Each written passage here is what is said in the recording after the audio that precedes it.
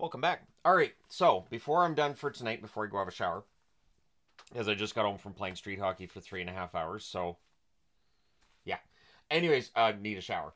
But and hey, I still got some energy left, so that's important, and I'm actually able to stand and walk around. So again, these things are important when you're in your 50s and playing street hockey.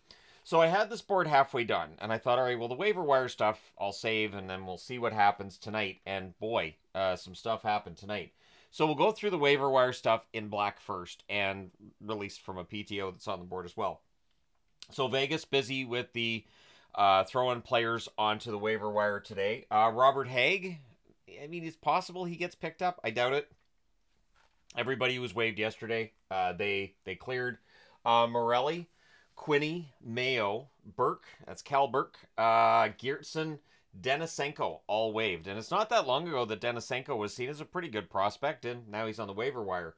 The Washington Capitals sending guys down to Hershey, who we know can get Hershey to championships, starting with Limoges, Ethan Frank as well, Riley Sutter, Prisky wave too. So Hershey, you guys are going to get your players, and I don't see any reason why a team would pick up Limoges or Frank. Limoges had a nice goal the other night, but still. Nashville waves Angelo, Lucchini, and Gravel. Gravel, I mean, he's a number 7 guy at times, but again, I don't see anybody on the waiver wire today that I think gets picked up. The Colorado Avalanche waive Amat. They also waive Mandolese and Middleton. Now, Mandolizi's interesting because he's a goaltender, so there's always the possibility somebody picks him up, but I doubt it. Knizhov was released from his professional tryout by the Pittsburgh Penguins. He, of course, is a defenseman who played for San Jose. The Utah has waived, I was going to say the Utah, and then I remembered, oh, it's just Utah.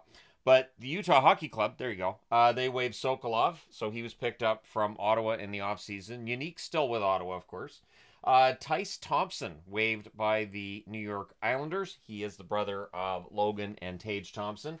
The Calgary Flames waived Bishop and Aspero as well. And Lajoie waived by Seattle. So again, players who get waived, I don't think any of these guys get picked up. But if you guys think somebody's going to, you can let me know in the comment section below who you think gets picked up. So getting into the red writing. So for the Calgary Flames, Pahal had a goal and an assist tonight in a 4-2 win against the Canucks. I don't know if this guy's falling in Canuck land yet. It's just preseason. Seriously, it's just preseason. It's not a big deal. So if a player has a bad game in the preseason, you just shake it off. It really, it's not a big deal. I'm sorry if you got that song stuck in your head. Marchessault had a good night tonight for Nashville, a goal and 2 assists, and a 6-0 win over Tampa. And I've seen people commenting too with, well, this team only had its AHL players and this team didn't have a lot of star players. It's preseason. It's notable when a guy has a good game. I understand sometimes that a team will have mostly minor league talent out there, but still, when a guy gets 3 points like Marchessault did, throw it on the board. I'll go over here too to the Oilers first. Mike Hoffman, who was on a tryout, had 2 assists tonight. I believe he had a goal previously in the preseason. So Mike Hoffman's trying to make Edmonton's decision difficult. The Oilers are a team that are already at the cap and having trouble with the cap. Obviously, with Kane on LTIR, that might free up a spot for Mike Hoffman, right? So he's had a decent preseason. Does that work him into a contract? We shall see. They won 5-4 in overtime over Seattle tonight. Podkolzin had a goal as well. So Podkolzin, of course, coming over from Vancouver. He is not waiver exempt, so they can't just send him down to Bakersfield. He either makes the team or they run the risk of losing him on waivers. Michkov had another 2 goals tonight for Philadelphia and a 3-2 overtime win over Boston. So Michkov's getting some goals, and he is turning some heads. And again, it looks like this guy could put up a bunch of points. And as I've mentioned before, too, I think I mentioned this in the video earlier today, the fact that he had a year after his draft year where he got some more development playing pro hockey, I think that can only help him in his transition to the National Hockey League. Monahan had 2 goals in his debut with Columbus tonight. 6-3 win over the Sabres. And again, it's a Sabres team that is Sabres in name only, right? Most of the Sabres over in Europe getting ready for their season opener there. But still impressive that Monahan gets a couple goals tonight. And Dylan Holloway had 2 goals tonight for St. Louis in a 3-2 win over the Chicago Blackhawks. So Holloway, of course, who they poached with the infamous or famous, depending on your point of view here, the offer sheet. Yeah, Holloway early in the preseason, obviously, but showing up and getting a couple of goals. So the big news tonight is the injury to Patrik Laine. I did not jinx him. I've already seen it a few times that's it. Shannon's curse. We can call it a curse if all 32 guys I mentioned in the video today, all of them get hurt. Then we can talk about one guy out of 32.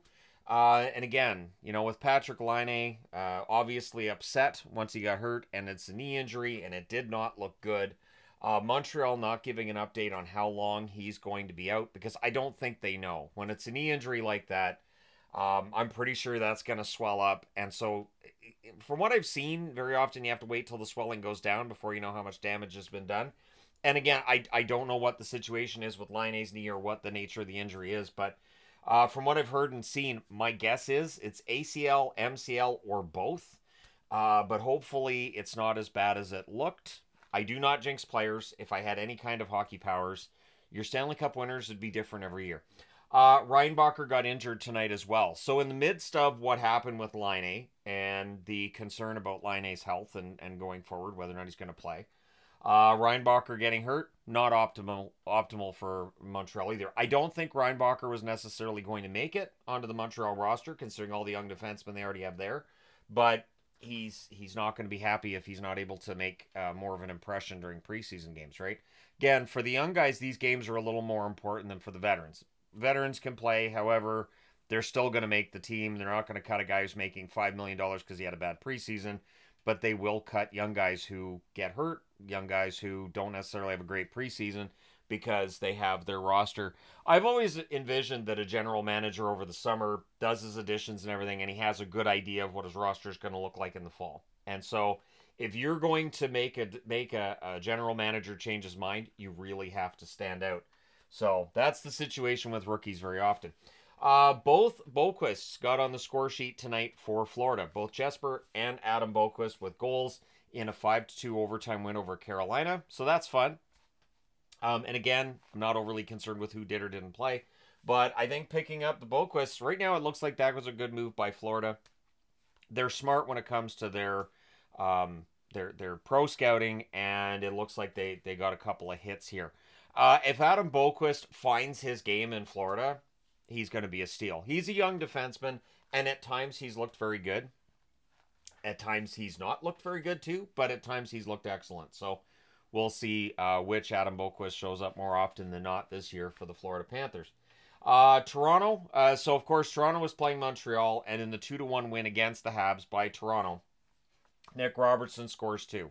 So we see an injury in this game between Toronto and Montreal. Might be better if they don't play each other for a while. But yeah, Robertson has a couple of goals. He needs to impress. We know he's going to end up in the lineup anyways. It's just a matter of on what line. And if he shows he can produce regularly, that'll bump him up the lineup a little bit. And Hildeby saved 26 out of 27. I remember when Hildeby was drafted. He was, I believe, an overager when Toronto drafted him, which means he was passed over in the draft previously. But I remember reading his report, and I went through Hockey Prospect and read through reports on him. He's a good goaltender, so I'm glad to see Toronto giving him a look during the preseason. Hopefully he gets some games with the Marlies. Hildeby's one of those guys who should become an NHL goaltender. It's just a matter of, the right chances, the right breaks, and building his way up and proving himself. So there you go. Let me know your thoughts in the comment section below, as always. For people who think that I jinxed Patrik Laine and got him hurt, I apologize.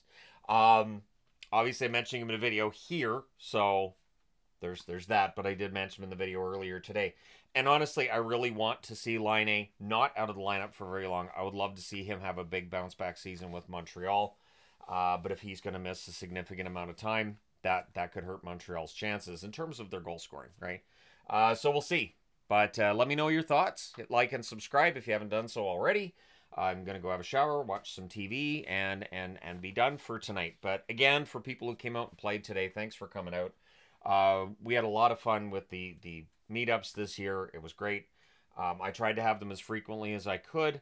And so hopefully I can find some time during the regular season to have the occasional street hockey game with subscribers, but it does get difficult because it rains a lot around here once you get into October. So anyways, there you go. But thank you guys so much for all your support as always. Hit like and subscribe if you haven't done so already. Thanks for everything. I will talk to you again soon.